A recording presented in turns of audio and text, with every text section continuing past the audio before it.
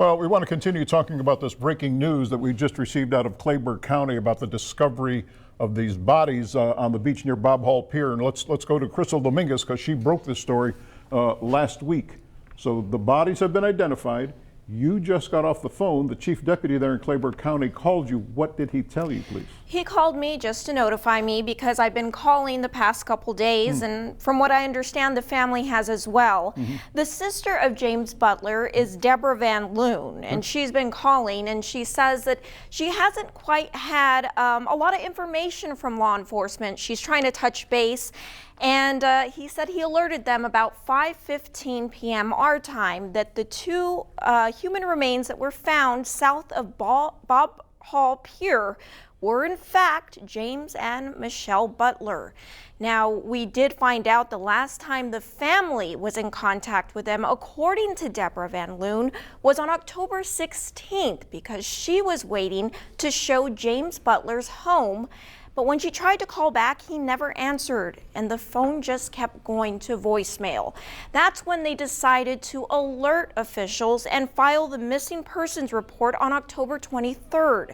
That's when Clayburgh County officials said they scoured 80 miles of coastline but didn't come up with anything until they said what seems to be what wildlife dug up led them to an anomaly where they found the human remains.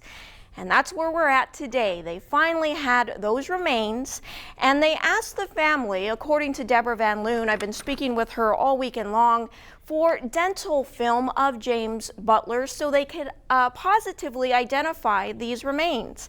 And sure enough, as we found out today, it is in fact the missing New Hampshire couple who was found near mile marker 263 on Padre Valle Park. Now, has the sister told you, are they going to be then en route this weekend?